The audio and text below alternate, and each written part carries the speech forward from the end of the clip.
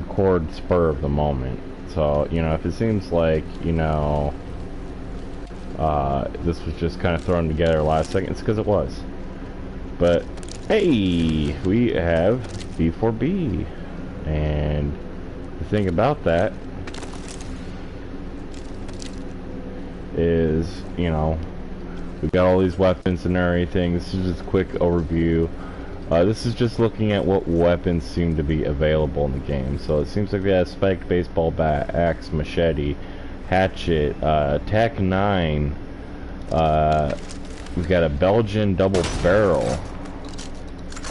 It's gonna be one trigger pull. One trigger pull fires both barrels. Good enough. 7 Magnum. Reminds me of Call of Duty Ghost. Let's see, we got a 1911, good old reliable. The 1911's nickname is the Widowmaker. You got Desert Eagle, we got a Beretta M9 Burst, or also known as the M93 Refa. Which, by the way, in case you're wondering, no, it was not featured first in NW2. It was actually first featured in Resident Evil Code Veronica. Now we got an M9. This gun has been all over the place as well. Glock Auto, also known as the G18. Now this one was the first for NW2. I don't think there's any other game that's been in. Glock 23 semi-auto. And we got a TAC-14 shotgun, which is really just the, just pretty much a kitted out 870. We got 870 Express, which is another kitted out 870. This is what law enforcement uses when they're using 870, in case you're wondering. Super 90, looks like a Benelli. Yeah, it's semi-auto. It's a Benelli, alright. Benelli and Spas. Yeah, made by the same makers. Now, this is an AA-12. If you don't know about the AA-12, I'm going to keep it simple for you. The AA-12 was made by Uzi, also the same guy who made the Israeli super gun. Now, if you're not familiar with the Israeli super gun, you'll also know that the Israeli super gun is actually called the Uzi. The Uzi Mini is the mini Israeli super gun. So, you know, more you know. Now, why is that relevant? Well, because the AA-12 uses the same feed mechanism and recoil mechanism as the Uzi. In fact, it's literally just a much larger, like, Uzi in shotgun form, which is kind of weird to think about. I like these attachments too. Like,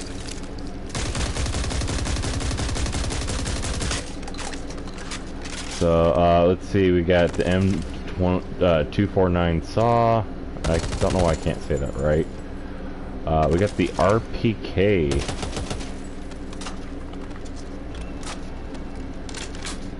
And now the RPK is another interesting weapon. The RPK was literally made because at the time Spetsnaz and other Russian forces were using the RPD, but the problem is as durable and as good as those guns were, they just weren't durable enough to handle Afghanistan. So unfortunately they need to be repaired a lot. Well, the parts are expensive, and not only are the parts expensive, but they require different parts than the AK. The RPK was literally made to replace the RPD and use AK parts. In fact, a lot of the parts are interchangeable with the AK-47. Not all of them, mind you, but most of them. Barrett 50 cal. This is going to be a little bit of a weird gun to use on a zombie game. It'll be interesting to see how they balance that. Phoenix 350L, which, in case you don't know, that is the SPR that you find in Modern Warfare. This gun has been, like, in video games forever. The first iteration of this gun being used was actually in GoldenEye. M1A. What a weird name. That's just the M14. It's the M14, obviously, in its modern configuration, so that would be the EBR, as they call it, the Enhanced Battle Rifle. Was literally concocted up because, you know, the Taliban would just sit there and shoot at our troops at ranges that our troops could not shoot back. Because, you know, they were using AKs and our troops were using 5.56 rifles, so they needed a battle rifle, and that was it. This is obviously a Mini 14, which is just really a smaller version of that. Chambered 5.56 has all the same things as a, you know, M14. It's not chambered in 308. You know, the Mini 14 is very popular in a lot of places. It's even popular here in California, despite stringent gun laws. You know, this gun needs no introduction, obviously. I don't think the AK needs an introduction, and I don't think the M16 needs an introduction. The SCAR might need an introduction. Basically, it was designed to be better to replace the M16 and its variants.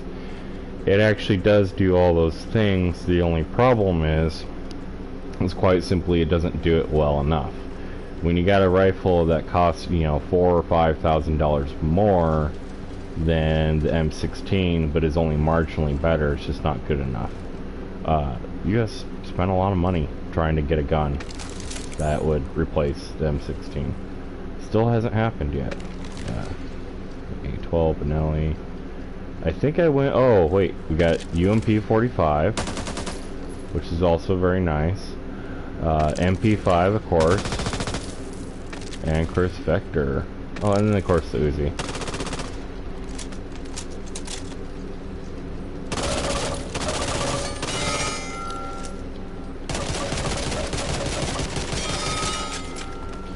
So, it looks like pistols are going to be some overpowered shit, because, I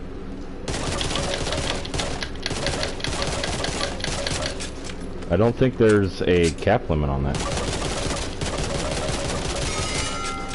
Yeah, there's no fire limit on that. Call of Duty had to learn this lesson with me and my crazy-ass trigger fingers.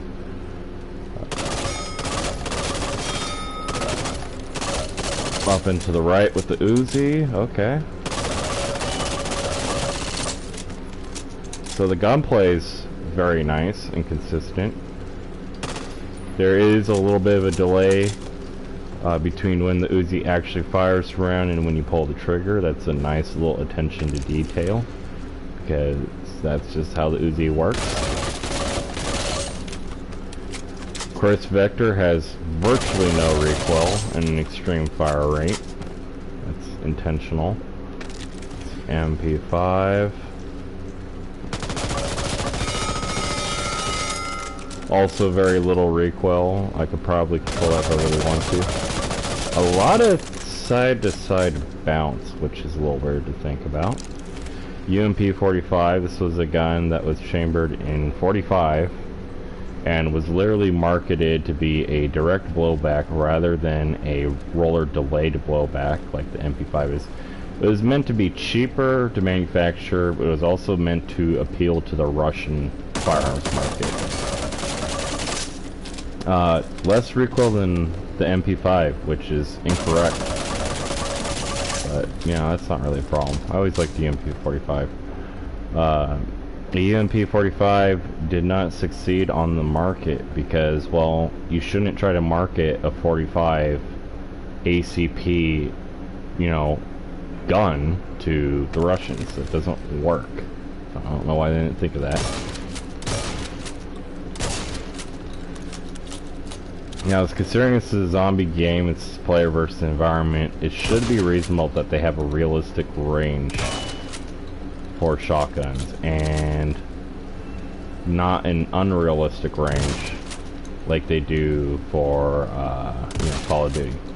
And it looks like shotguns do have a realistic range. That's very nice. Headshot on that, yep. Good old headshot. So, there's that.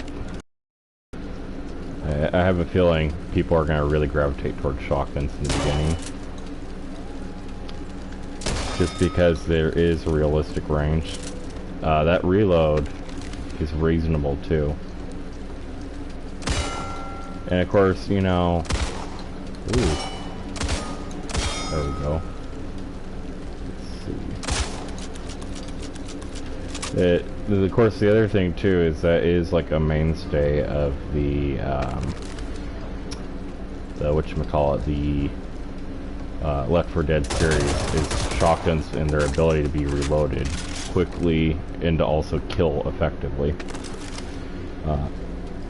I was one of the weird players that actually preferred to use assault rifles and SMGs. I preferred mostly SMGs.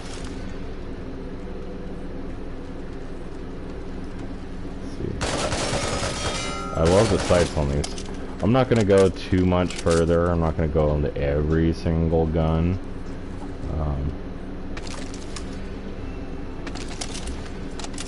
Actually, hold on. But I am going to play around with this customization a little bit, because this is too good to pass up.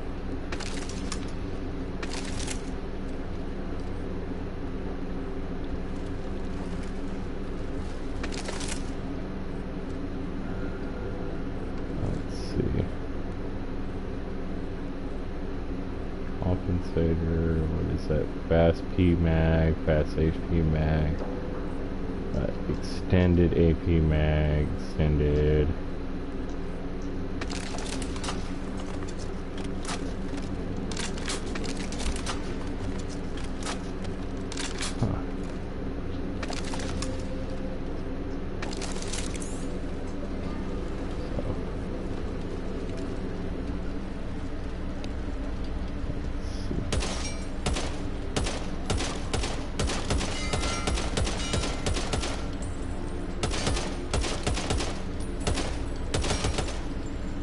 So crouching doesn't seem to do too much for your aim.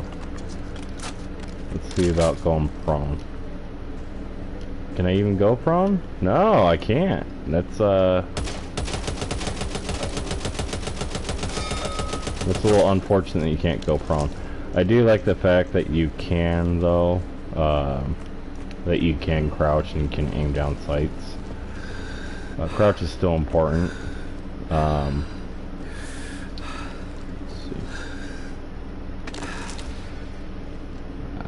I haven't played with this yet. I can't wait for this gun to come to Call of Duty, which is pretty. Definitely gonna keep an eye out for the TAC-9 and see if I can find it on the field. Good old Benelli. Benelli will never let you down. Well, actually it will most of the time, but you know.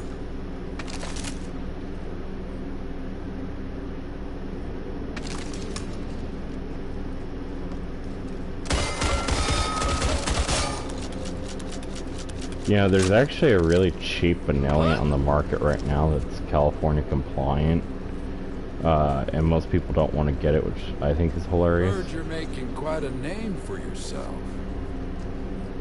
But let's see, any guns here? Doesn't look like there's any other guns. It's kind of a shame. It'll be interesting to see what guns they add to the game. They do have quite the roster, but anyways, that was just a quick overview of all the weapons there. Let's see, I'm trying to think if I missed anything. I don't think I did. I'm surprised there's not more sniper rifles. I mean, there's 2 marksmen and a sniper and anti-material, but that's it.